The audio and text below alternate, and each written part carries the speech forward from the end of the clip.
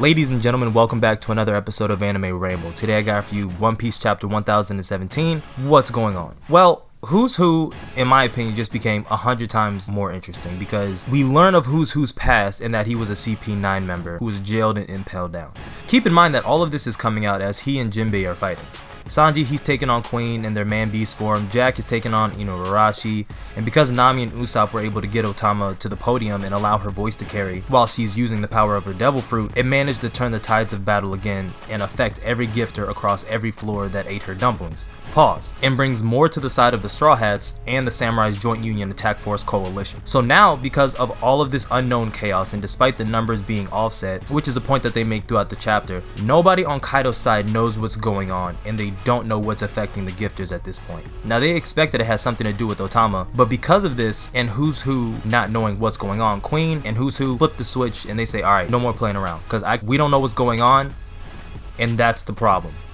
So Who's Who, Queen, Man Beast transformation, he pulls out his sword, he goes hybrid form as well. It's on and popping. Now the fight between Jinbei and Who's Who starts taking a turn. You start to see some shit happen where Who's Who begins using the 6 powers that we know the CP9 agents use. This goes back to what I talked about at the beginning of the video, but it really starts to be fleshed out here because Jinbei recalls hearing of a prisoner in Impelled Down who was also a government agent, but he never understood why a government agent would be in Impelled Down to begin with. And I mean, of course Jinbei wouldn't know of a government agent. I'm sure that his entire existence in Impelled Down was kept extremely quiet because that looks bad enough, right? Especially if the devil fruit that he was assigned to protect, if that devil fruit has such an importance as what everybody in the One Piece community thinks it does, 100% earned him his spot in Impelled Down. Who's Who recalls that 12 years ago when the devil fruit was stolen from the government ship that he was there to protect, 12 years later, he learns that Luffy has popped on the scene and he has eaten none other than the Gum Gum fruit. My question is this a situation where Shanks pulled up on the government ship, stole the devil fruit, and then everything happened as we know it from chapter 1? Or is this a situation where a pirate stole it from Who's Who and then Shanks stole it from that pirate? It's more badass to think that Shanks was the one who stole it, but then that brings into question when we saw him at the Reverie and him talking to the world government, why he would just be allowed to talk to the world government. Well, obviously he wasn't allowed, they did it in secret, but if the Gum Gum fruit has such a significant importance as we think, if Shanks was the one to have stolen it, I don't think they would be as forgiving or even hear him out at all to begin with. The events of the Reverie still on the table. We don't know if Shanks got out. We don't know what happened to anybody at the Reverie at this point, but that's just food for thought. We don't get that much from Inuarashi and Jack's fight. However, Queen and Sanji definitely have more to say because during their fight, we get more of the backstory regarding Queen and their relation with Judge. Turns out they were a part of a research team called MADS. Blew my mind. The first thing that I'm thinking of, what on earth could they have thought of? Then you have to throw in the possibility that, okay, if Judge and Queen know each other, well, there's a possibility that Caesar the Clown and Vegapunk, all 4 of them having some sort of interaction with each other at some point in time. Their paths may have intertwined at some point. We know that Caesar the Clown and Vegapunk have connections.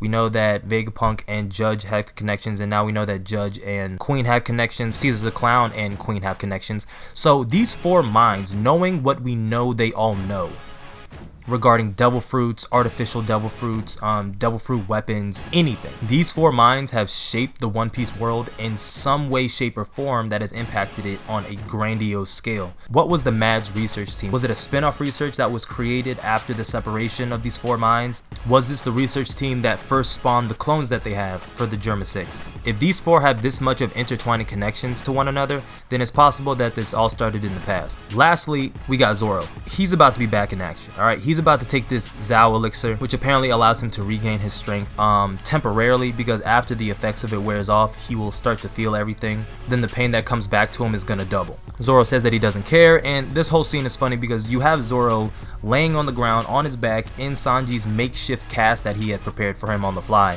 He's furious and yelling, "Get me back up, get me back into this action. It doesn't matter about the future, all that matters is if I can fight now." And he's ready to go, because he's going to need to be back on his feet. Luffy's out for the count right now, alright? They're pumping his stomach. They managed to get him out the ocean. When Zoro takes this elixir, he's going to be the healthiest one there to fight. Are we going to see another Zoro and Kaido clash? He got the best bet right now. But that is all I have for this chapter. I'm not going to drag this video out any longer than what it needs to be. If you made it to the end, thank you. If you're new, go plus ultra and smash that subscribe button. It lets me know you rock with the content that I put out on the channel. Like the video if you like the video, dislike the video if you dislike the video, comment on the video your thoughts about what you think is going to happen, how you think that these fights are going to play out, what is Who's Who's true connection to the Gomu Gomu no Mi, and what is the importance of the Gum Gum fruit. Subscribe if you are brand new, and like always, until next time, I'm out. Securing B. Losing C.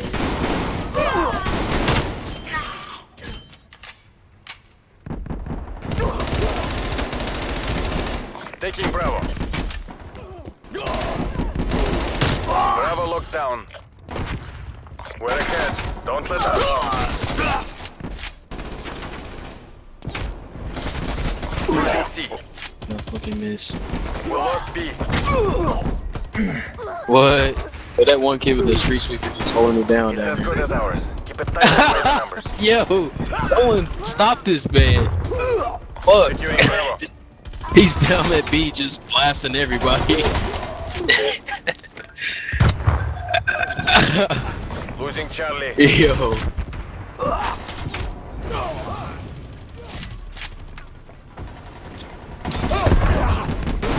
my god, it's another guy with a shotgun. We're losing the advantage.